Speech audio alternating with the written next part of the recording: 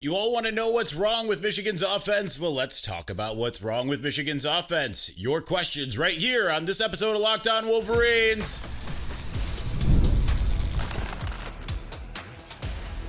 You are Locked On Wolverines, your daily podcast on the Michigan Wolverines, part of the Locked On Podcast Network, your team every day. Happy Tuesday. We are back and doing it. Locked On Wolverines podcast, part of the Locked On Podcast Network, where it's your team every day. I'm your man on the ground, Isaiah Hole, publisher of Wolverines Wire, through USA Today Sports Media Group, still recovering from being on the ground in Oklahoma. Man, I am not a good flyer.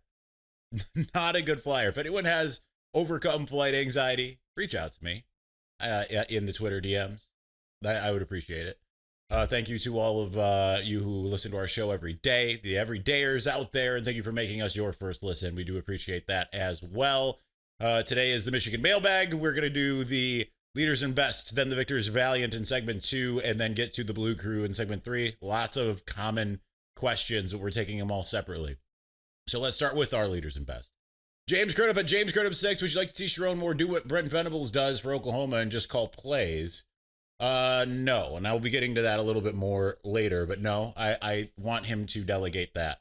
If he wants to be a little more hands-on with the offensive line, I think that would be, because he's saying like, yeah, I go over there a couple times to practice.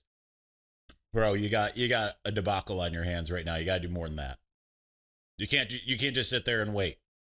You got to fix it. He's continuing. You mentioned an identity crisis within the building. How do you think it got that far? Do you think the culture has shifted back to a more selfish era of years past? No, I don't think it's a player. I don't think and this goes for everything that we're going to talk about today. Take what I am saying with something of a grain of salt, because I heard it from I'm a party removed, right? Like, I like to qualify who I'm talking to. I'm a party removed based off of this source. Means it's someone who's talked to some people type of thing, not people that are currently involved with it.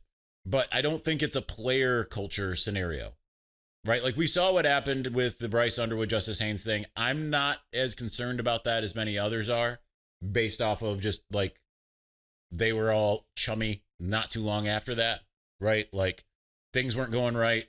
And everything. I think it's more of the top down. And I don't, when I say top down, I also I'm going to qualify that, and we're going to get to it more later. I don't think there's a massive Sherrone Moore problem either. I just think that not everyone is on the same page.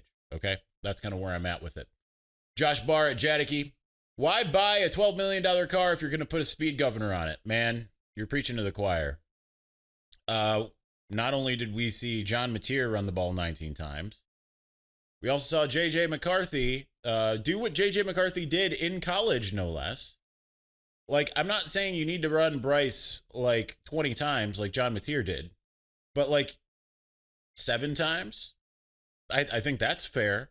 I disagree vehemently with Sherrone Moore's better have 2 quarterbacks, right? Like, Minnesota had Carson Wentz behind J.J. McCarthy. Oklahoma has who knows behind John Mateer because Jackson Arnold transferred out. Right. So like you could use that mentality for everything. Like, well, we don't really want to run our number 1 receiver too much because, then at behind him, who else you got? Like that's a losing mentality. They got to get over that. And I know Jim Harbaugh was kind of similar, right? Like we saw, even Pep Hamilton, we saw it with Shea Patterson having 3 games where he ran the football and that was it really, despite him being kind of a true dual threat. And like he said on the show a month-ish ago, he would have loved to have run more. And I understand that's probably every quarterback, but man, you've got a guy with a big accurate arm and legs, and you're using neither of those things. Something has to change. My brother in metal, Michael Wolf at MWolf21, has holding against the Michigan D-line been abolished? He's referencing I had 2 different threads. I had one on X and one on Instagram. On X, I just posted 4 pictures of Damon Payne being held. I have more than that. They only allow you to post 4 pictures at a time. And I just said simply that Oklahoma must have really seen him as a threat. He must be unstoppable. And then I had 10 pictures that I posted on Instagram. Again, could have posted more, but not every picture was crisp. Saying retroactive defensive appreciation thread, because there was a lot of holding and 0 holding calls on. And when I say a lot of holding, I'm talking like there were 2 holds on the play that Mateer escaped Brandon Hillman to get to the point where he was able to throw that downfield. Pretty much every big play they had, you can see at the point of attack, someone's collar being grabbed, someone's a fistful of jersey, an arm bar, and that's the reason why Michigan wasn't able to get there. I feel a lot better about the defense in that light. I feel not so good if refs aren't going to call it.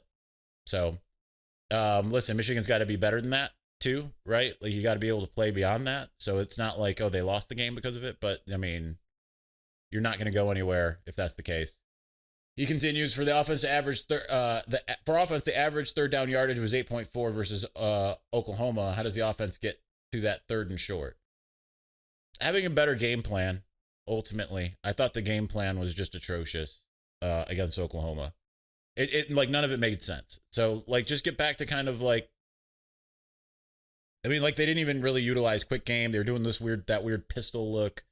Doing these longer developing play actions when, the line was a sieve. I mean, it's all reminiscent of playing Georgia in 2021 of like, what you have versus what they have isn't working. So maybe don't do what you're planning on doing and find a way to change it up. Spencer Whitmore finishing us out. I think I mentioned this in a prior mailbag about overreacting to a win or loss at this point. I feel like everyone has turned on the promise of the season, and now the Nebraska game is a must-win. Thoughts? Yeah, because here's the thing. You can lose that Nebraska game and still make the playoff. Now, your margin for error after that is nil. But I would caution, like, was it a debacle on Saturday? Yeah, it was an absolute debacle. Sometimes teams need those to take a look in the mirror because, as I said, Michigan had hubris. I think they went in really thinking, like, we just have to show up. We can do what we do. Good luck, Oklahoma. And I think sometimes to get that wake-up call can be really positive, as long as the team is willing to look in the mirror. And I don't know if they are or not. We'll find that out soon enough. But I think that you don't want to overreact too much, because we've seen, I mean, people were feeling pretty bad after week 2 last year, and it did not look like there was any shot to beat Ohio State or Alabama. Like, if you would have said in week 6, Michigan's going to beat Ohio State and Alabama, no one would have believed you. Alabama was firing on all cylinders, as was Ohio State. I mean, Ohio State, maybe not so much because they lost, I think, the following week to Oregon. But, I mean, still, they both were very good. So, yeah. I wouldn't overreact. Sherrone has shown last year you can take a look in the mirror. So let's hope this year that will still happen, okay? Let's just put it that way. All right, we've got so much more. Not enough time to do it, but we're going to try our best. So let's get to the Victor's Valiant here in just a moment. But before we do, time to fuel up and turn it up with 5-Hour Energy Transfusion. This grape, ginger, and lime flavored shot brings the iconic taste of a golf course favorite to a non-alcoholic boost. Perfect for sinking birdies or making great memories with friends. It's a hole-in-one for your energy game, whether you're out on the course or just need a little extra push to power through your day. 5-Hour Energy Transfusion delivers the clubhouse flavor you love without ever leaving the green. My favorite golf day memory, I wasn't even playing. It was being, Sarah and I were at the Champion Circle first golf outing, and I watched on the second hole, maybe it was the first hole, Jim Harbaugh sink an incredible putt. It was like a 50-footer. I mean, he was everything Jim Harbaugh you would expect him to be. It was absolutely fantastic to just be a part of that. But golf is all about good times with good people and good flavors. The grape, ginger, lime flavor of 5-Hour Energy Transfusion gives you the best parts of your clubhouse go-to without leaving the course or chasing down the bev cart. Now you can amp up the fun even more. Just buy, snap, and enter for a chance to win the dream golf trip for 2 to any golf tournament in the USA. Tee up that trip. Visit 5hewin.com for full rules and entry. No purchase necessary. Excludes the Masters Tournament. It ends October 31st, 2025. All right, we've got more coming your way here in just a moment. But before we do, the NFL season is here, And FanDuel is making sure you're ready for kickoff with a can't miss offer. Right now, new customers can bet just $5, and if your bet wins, you'll get $300 in bonus bets to use across the app. It's incredible. Listen, I love using FanDuel because it fits however you like to bet. Player props, building a single game parlay. That's how I do it, and I get greedy with it and lose. But nonetheless, you're even jumping in live as the action unfolds. It makes every game more exciting, whether you're watching your team or just keeping an eye on your fantasy matchup. So are you ready to play? Download the FanDuel app now by visiting FanDuel.com to get started. That's FanDuel.com to place your first $5 bet.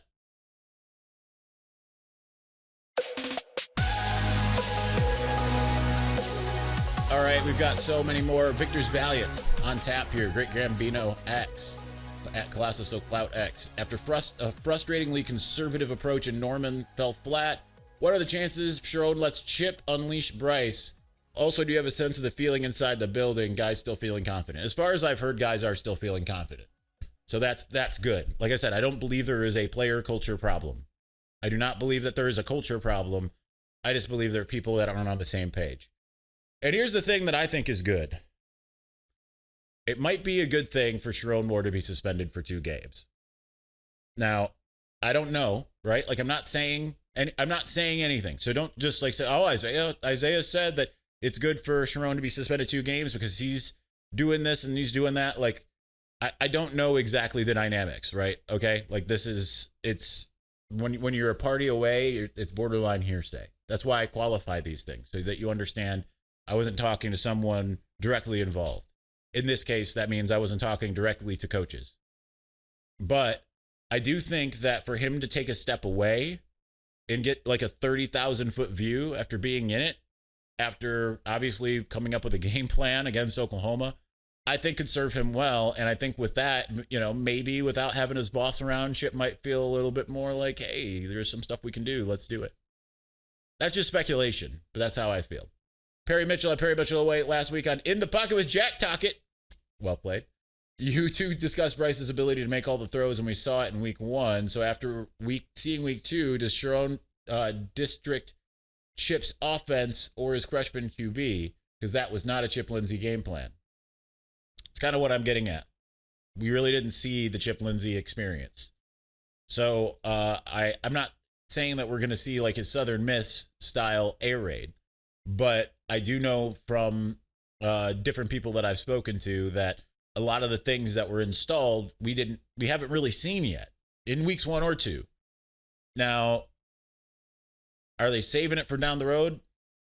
I think it's unlikely, but at the same time, like you got to start not emptying the bag, but doing the things that you're capable of. Hence, Josh Barr's comment about like you got a car that goes 120, right? Like if you got a Lamborghini, drive it like a Lamborghini. Don't drive it like a Kia Sorento, okay? Brad G at Brad Go Blue 85. Have you heard anything about people behind the scenes not being on the same page as Moore as Tim Brando said last week? I don't know what Tim Brando said. It was shared to me secondhand. But yeah, that's kind of what I'm getting at. So, yeah, they do need to get on the same page. Listen, these things happen. We've seen it happen before. Now, did we see it necessarily happen in the 3 really good years? Not necessarily, but we've seen it happen in other years. I think 2018, it took them a little while to kind of get going and before them to really unleash their potential, right? And that's the thing. Sometimes it takes a little while, right? For an offensive line to come together, for an offense to come together. Like 2018 in particular, the offensive line was not very good in week 1, and it was great by week 4. Like that's what it was. Not good at all in week 1 and great by week 4. So you can find an identity in season. It's just obviously you'd prefer to go into the season kind of having a better feel for things. Clark at Blue for Life 8 with Moore getting ready to serve his 2-week suspension. Do you think that gives Chip the opportunity to call games more his style? Or do you think Sherrone gave him a game plan for what he wants to see those 2 games already? I'm sure it's probably a little bit of both because Sherrone's involved in game planning still. He's allowed to be around all week. Next week, I don't know. Reading like how the NCAA worded it, I don't know that Sherrone would be able to be around for the Nebraska week. Maybe I'm wrong, but I think that he isn't. But nonetheless, I do think regardless, you don't have your boss literally breathing down your shoulder, you have an opportunity to maybe do, it doesn't have to be wild. You don't have to be like, all right, 5 wide the whole time, but like at least get to a point where you're like, okay, we're gonna do a little bit of what I installed, what I want to do, my plan, and I'm gonna show that it works. If I'm chipped, that's what I do regardless. Because I think that's kind of what it is to some degree. Show that you can do it. Because I still just, the Oklahoma game plan baffles me. Brett Byer at Brett Byer 6. Rod Moore's likelihood of getting playing time next week and timeline to starting. Probable this week. Starting, I would venture maybe Nebraska. Probably more so Wisconsin is what I would guess. Continuing here. Sherrone said Bryce isn't running because there aren't 2 quarterbacks. What does this imply right now about Mikey Keene? That he's still not full strength. Pretty much that. Yoder 77. How much of the offense just struggles is actual play calling versus letting a true freshman on the road not rush anything development wise? Because honestly, Oklahoma might be the best defense we face all year and clearly have a top contending quarterback for Heisman. That's a tough one because I do think like he can make those throws, and yeah, you don't want to be like, man, you had a 3 interception game. We gotta build your confidence back up. But I don't know like how that differs from what happened on Saturday. Going 9 of 24. You got rival fans laughing at you and stuff like that, which again, by the way, just ridiculous. I mean, I understand it's the college game and everything, but you saw how the rival fans acted about J.J. McCarthy yesterday. It just makes no sense. So that could be part of the thinking. I don't know that is wise thinking. Okay, Barrett at Luke Baird 2016. Now that week 2 is behind us, could you give us your floor and ceiling for both Michigan and the Suckeyes this season? His words, not mine. Just because I know J-Book, you're just clamoring. Let's see, it's time code 1706. If you want to clip that part, so you can just clip it right out there. I'd say now the ceiling for Michigan's probably 10-2, and I know that's like that's kind of wishful after what we saw. I think 8-4 at this moment might feel a little more likely given the offensive line trouble and receiver trouble and play calling. 8-4 I think is fair because of the teams that are on the schedule, and I hate saying that because we railed against the 8.5 over under the whole offseason. Floor, so 10-2 ceiling, 8-4 likely. Floor is probably just 1 game less, 7-5. They're not going to go 6-6, right? Like Oklahoma is one of the better teams on the schedule, even if they are the 5th best team in the SEC. Keep that in mind. As far as Ohio State, undefeated and probably 10-2 is their ceiling and their floor. Narrative pusher at 24/7 Rumor King. Will Sherrone actually let the guy he hired call the plays to do his job? As Urban Meyer said when I was at Big Ten Media Days in 2017, when asked about if JT was short, fall practice begins on Tuesday. JK 4UM. What's really going on with the Michigan offense looks like a combination of things. O-line struggling to gel. Yes. Wide receivers being on weird pages, not on the same page as Underwood. Yes. And Underwood trying to force. I feel like Underwood was trying to force it as much as maybe he just wasn't on the same page. I think he was doing the most he could with the other 2 categories also happening. But again, I think the play calling and the game plan did not put him in an advantageous situation either, but he also was running for his life the whole time. I'm concerned about the pass rush with the new D-line. I'm not after seeing how many holds there were. I'm not even kidding when I say I've got 25 pictures, and that's just like hurriedly going through the 4,000 pictures I took at Oklahoma. I'm not the one at William Cawthorne 9. If Sherrone wins the conference for the next 3 years but loses his first playoff game each year, will he be on the hot seat? No. Assuming that there's wins over Ohio State and all of those, or 2 of the 3 of those. How much longer do you think we'll have Wink on loan for? I'd say this year, obviously, for sure. Maybe you get another year. Maybe. If these next couple of games go as smooth as they can be, what does that say about Moore as a coach? It says that he knows how to self-scout and look himself in the mirror, and that the players are behind him. I'd say that would be a lot of really big things. Edwin Simmons. Man, we got way too many left in this segment. I'm going to have to probably push some to the next. Edwin Simmons at Simmons_Edwin. Happy Tuesday, my brother in Christ. What's the take on Jordan Marshall? Man, I don't know what's going on with him, but that's where I kind of caution. He had one really good game, so don't overreact to the one really good game. He's still young. That was really it. He had one game. But I think says more about the line, even though he did really well against the line against Alabama. Like against Alabama, I don't feel like they were often like bringing like 5 and 6 to block 7 and 8. You know what I mean? Self-scout a little bit. Why are the offensive lines grade so low? Because they are a sieve that lets everyone go by. At least they did. Now, yeah, that's all I got.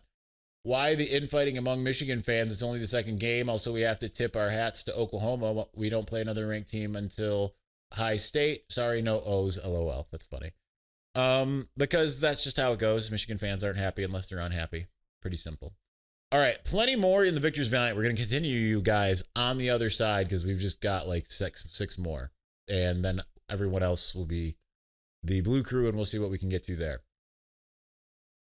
But before we get to that, college football is back. I could not be more excited. The tailgates. Oh, the Oklahoma tailgate. So good. The rivalries, the energy's in the stands, and there's nothing like it. But let's be real. Actually getting tickets can feel more like a battle than the game itself. Endless queues, hidden fees, prices jumping at checkout. That's why I use Game Time, the app that gives the advantage back to fans. It's the easiest way to score last-minute tickets at the best prices with no surprise fees. What you see is what you pay. The great thing is the app makes it super simple. You can even see exactly where your view is from your seat before you buy. And I love the zone deals. You pick the section. Game Time picks the seats. You save big. So take the guesswork out of buying college football tickets with Game Time. Download the Game Time app, create an account. Use the code LOCKEDONCollege for $20 off your first purchase. Terms apply. Again, using the promo code LOCKEDONCollege, you get $20 off. Swipe, tap, ticket, go. Download Game Time today.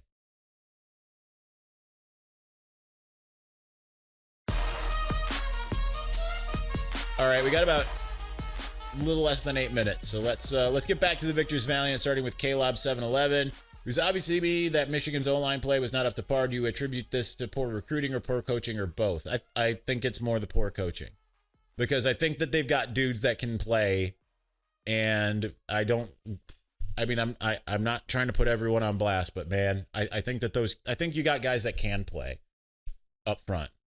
I mean, they've had just year after year of us just like, wow, look at what they're recruiting. Look at what they're getting. Man, it's just not really kind of coming together right now. Now, do they have a Trevor Keegan or a Zach Zincher right now? No, they don't. But something's not right as far as that's concerned. We literally have a blueprint to follow from 2021 through 23. Why is it so difficult for the coaches to replicate? God bless. Because it's different people. But you'd think Sherrone would get his hands in there. And that kind of makes you wonder a little bit, how much did like Ed Warner set a foundation? And while Sherrone was able to coach his way with the guys that were there at the beginning of end of the Ed Warner saga, how much did that can sometimes play a role, right? Like building on someone else's foundation. Now, it wasn't all Ed Warner. They brought in numerous different centers, right? And a couple different tackles, and Sherrone still made it work. But you kind of wonder why they aren't able to do that right here, right now. Jerron Snavely, can you talk a little more about the offensive identity crisis this team has? Is there a power dynamic between play calling directions between Moore and Lindsey? It seems that way. But that's all I really got. So I kind of expounded on that already. Eric W. at Kinetic 615. Do you think Michigan's coaching staff could learn anything from watching Kevin O'Connell and Flores making adjustments and opening up play calling for JJ in last night's game and letting him play the game? Hashtag go blue, hashtag skull. I think they could. Will they? I don't know. I don't. You got a lot of egos. It's hard to tell, like, how much are you going to take that ego hit in order to take a look and say, you got to do something differently. I don't know. It's a good thing it happened against a good opponent in week 2, but it's a long season, much like long game. People dunking on JJ and O'Connell for putting him in that position, only for JJ to do what he did. You could see the same thing happen over the course of a season. Mike Matthews at Michigan Mike 7. Do you think offense struggling in Saturday was just a bad game plan or a bigger problem overall? A little bit of both, to be honest. Jacob Shavaria, Do you think you see Michigan ending home and aways in the future if the college football playoff committee holds this loss against us if we were to end the season 9-3 compared to 10-2 Penn State who played Nevada and Florida International? I see no benefit with these games considering we have playoffs now. No, I think Michigan's still going to schedule tougher games, which I prefer. I prefer to have games like what we just had. I prefer to have that and you lose it and don't go to the playoff because it's kind of like, you know, even when, you know, the playoff was 4 or whatever, it's just kind of part of the play-in into the playoff, in my opinion. The Rican Raider, Hamstand 87. Hope you're well, Isaiah. How much of a leash do you think Sherrone gets as he's learning? And do you think things change fast enough? I'm curious if we see more staff changes. Again, thanks and can't wait for the Wrigley game. I don't think he's going anywhere anytime soon, unless it's just like a complete downfall. Like, he'll have this year, he'll have next year. If next year isn't better, when you've got Bryce Underwood, they'll basically say, Bryce, go pick your coach and we're going to go get him, I would imagine. Mark Z at Mark Zimke, superlative over under question, 11 draft picks in the 2026 draft. I mean, that's an under. Everyone that I would pick to be drafted is on the defensive side of the ball. Derek Moore, TJ Guy, couple of the defensive tackles, the 2 linebackers, a safety or 2, and that's kind of it. So you're probably looking about 7 or 8. So under. All right. To the Blue Crew. Racist Pancake. I love the name. I don't know why, but I love it. Are you concerned about the lack of physicality we saw last week? Yeah, absolutely. Now, less so with the defense now that I saw what I saw. Offensively, man, like, because that's supposed to be the identity of the team, and they're not there right now. So, yeah, they got to figure out how to be more physical and just get in front of guys. So many plays where you just see it's like, everyone got blown by at a couple of different plays. Like all 5 just got blown by. Technique, fundamentals, point of attack, all that stuff needs to get better, and then physicality on top of it. Ethan McClellan, was it the loss of Marlon Klein that forced the coaching staff to put the training wheels on Bryce, or was it the plan the entire time? I have no way of knowing that. They're not going to tell anybody that. I'm sure that is part of it, but like, as I said yesterday, if your offense is predicated on your passing game in particular is predicated on the tight ends solely, you don't have an adequate passing game. You got to figure something out there. Wolverine Warrior at Wolverine Champ 1. Do you think the OC play calling was overridden? Kind of seems that way. Can't comprehend that why we ran into a loaded box so many times without threatening the deep pass, especially with the safeties. We're playing 10 yards off the ball. Why weren't audibles called in obvious situations where the OL was overpowered? I mean, part of that might be Bryce not knowing how to audible. I don't know, but he's got helmet communication. I don't know. I don't have a good answer for you on that, honestly. Brian McKenzie, would it benefit Bryce to have Chip Lindsey on the sideline rather than the booth? Or would it be more beneficial to have separate quarterbacks coach? No, I don't think it's a Bryce problem. It's an offensive line, it's receivers, it's play calling. I had no problem with what Bryce went out there and did in and of itself. Martin Torres, why has Jordan Marshall stumbled out of the gate and has not been as productive as Justice Haynes? Justice Haynes has entered his 3rd year. Jordan's entering his 2nd and only played and really appeared in 3 games. For week 1, and then not again until Ohio State, and then not again until and then a month later against Alabama. So I think that's probably a big part of it. But again, the offensive line I feel is not in a good spot. Sherrone suspended Moore at Dusty15281. Is Sherrone or Chip Lindsey more to blame for the play calling on Saturday? Did not look like a Chip Lindsey offense. That it didn't. I'll say that much. Blue Captain at Mason Blue 360. Morgan had flashes at Oklahoma, but not consistent. Can he step into a role like Roman Wilson had? I don't think he's quite that type of player, to be honest. It took the defense half the year to settle into a new defensive coordinator play style. Should we be realistic and assume that the offense will have the same timetable? I think that's probably also fair, right? On top of everything else, that it could take a little bit of time. Yeah. As fans, we need to ease up on the quarterback critiquing a little. Yes, I don't think that was Bryce's fault. I thought Bryce played about as good as you could expect. Got time for about one more here. Spencer Pulliam. How long until we sound the alarm on Sherrone? Recruiting is top-notch, but the team looks more unorganized and undisciplined. Also, if not Sherrone, what about Grant Newsome, who's to blame for the offensive line play? I don't think you don't have a Sherrone problem. You do have an offensive line problem, and it's the 2nd year running. You got to figure something out there, so that's what I would go with. All right, apologies to those we didn't get to. There's a lot there, so I'm really sorry about that. But thank you to those who were there. The video's off. Thanks for watching. Thanks for listening. We'll talk to you again soon. Peace.